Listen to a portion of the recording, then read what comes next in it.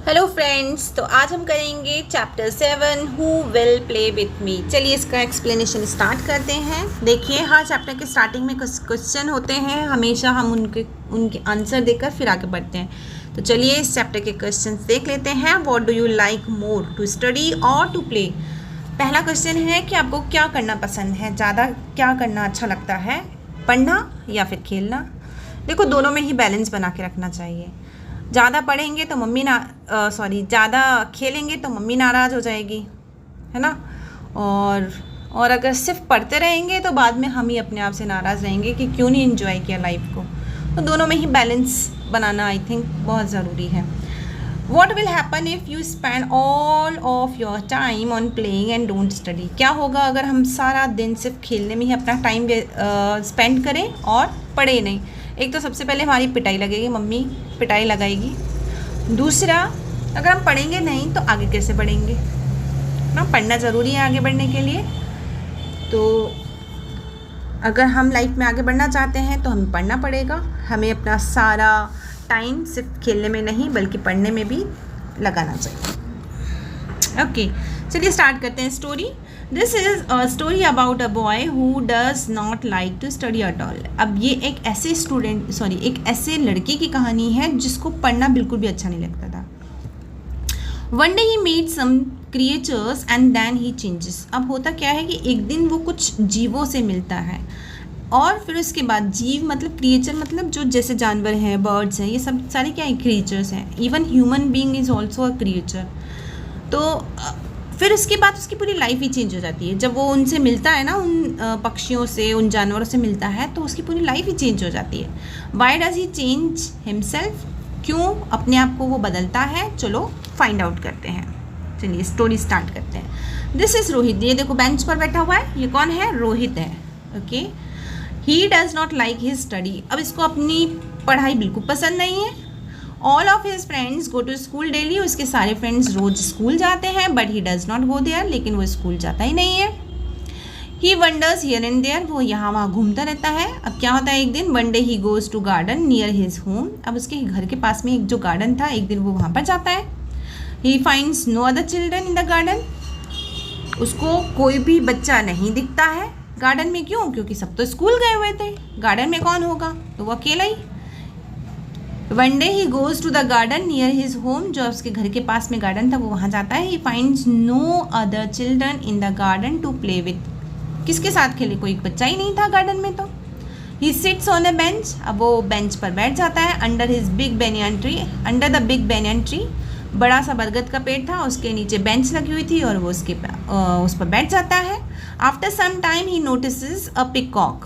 कुछ समय के बाद वो देखता है कि एक पिकॉक है जो वो डांस कर रहा है नियर द फ्लावर बेड्स। कि जो फूलों की क्यारियाँ होती हैं उसके पास में एक पिकॉक डांस कर रहा होता है। Rohit walks to the peacock. Peacock के पास जाता है Rohit and says to him, और उससे कहता है, will you play with me? तुम मेरे साथ प्ले करोगे, मेरे साथ खेलोगे? पिकॉक को बोलता है। द पिकॉक सेज, पिकॉक क्या बोलता है? I am busy. मैं तो बिजी हूँ भाई।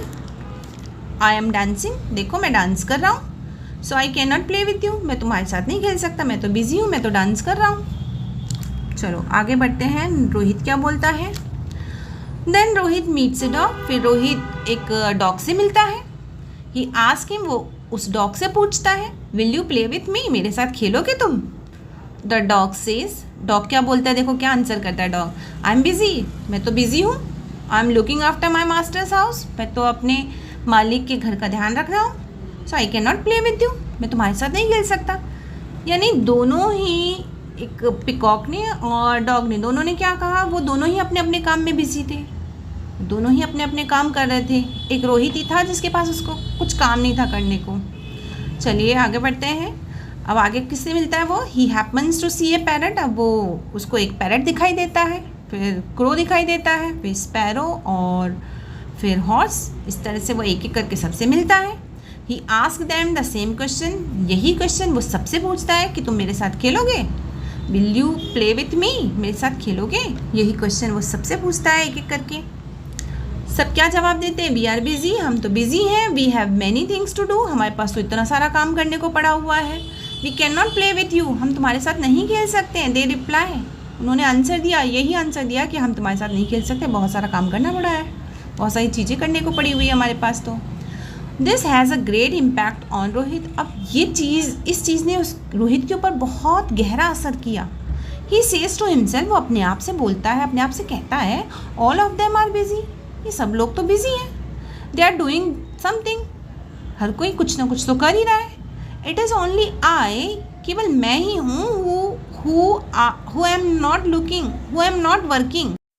तो रोहित बोलता है कि भाई मैं ही एक ऐसा हूँ जो काम नहीं कर रहा हूँ, बाकी तो सब अपने अपने काम में बिजी है। Now I will also do my work, तो फिर अब मैं भी अपना काम करूँगा। And keep my self busy, और अपने आप को बिजी रखूँगा।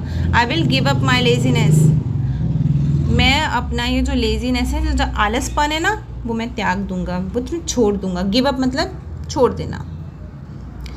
फिर वो क्या करता है? ही रिटर्न्स होम, घर आता है वापस बेचारा। And decided to go to school daily, और डिसाइड करता है कि आज से मैं रोज़ स्कूल जाऊंगा। ही स्टार्ट्स स्टडिंग, पढ़ाई करना स्टार्ट कर दिया भाई उसने। अटेंटिवली, बहुत ही ध्यान लगाकर, मन लगाकर। And completes his homework also, अब तो उसने अपना होमवर्क करना भी शुरू कर दिया। कंप्लीट करता है वो अपना होमवर्क भी टाइम पर। He learns his lesson regularly, अरे वाह, वो तो अब अपने लेसन भी, जो भी उसको याद करने को दिया जाता है, वो अपने लेसन भी रेगुलरली लर्न करता है, याद करता है। In the evening he goes to the play ground, और शाम को वो प्ले ग्राउंड जाता है।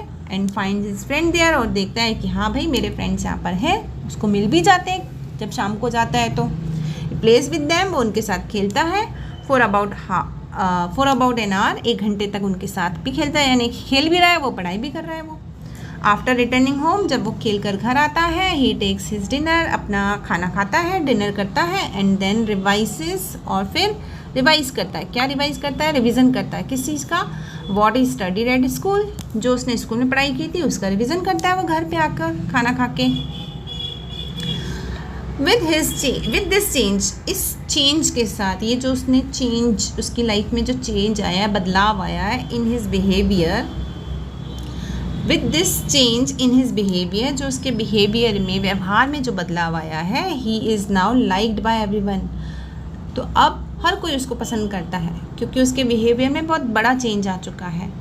हिज टीचर्स प्रेज हिम, अब उसके टीचर्स भी उसकी प्रशंसा करते हैं। फॉर हिज पंक्चुअलिटी, किसके लिए? उसकी पंक्चुअलिटी के लिए, यानी कि समयबद्धता, यानी कि काम पर, टाइम पर काम को करना, काम बिल्कुल टाइम पर जो करता है उसको बोलता है पंक्चुअल। तो उसकी पंक्चुअलिटी के लिए, टाइम पर कामों को निपटाना, उसको बोलते हैं पंक्चुअल। और and his parents feel proud of him, और उसके पेरेंट्स को भी उसके ऊपर बहुत गर्व है। यानी टीचर तो प्रशंसा कर ही रहे हैं, उसके पेरेंट्स को भी उसके ऊपर बहुत गर्व है। चलिए, चैप्टर फिनिश हो गया है। एक्सप्लेनेशन आपको आई थिंक समझ में आया होगा। अगर आपको मेरे वीडियोस अच्छे लग रहे हैं तो प्लीज़ सब्सक्राइब कीजिए, ताकि मैं आगे भी इसी तरह से वीडियो बनाते रहूं। Thanks for watching, subscribe my channel.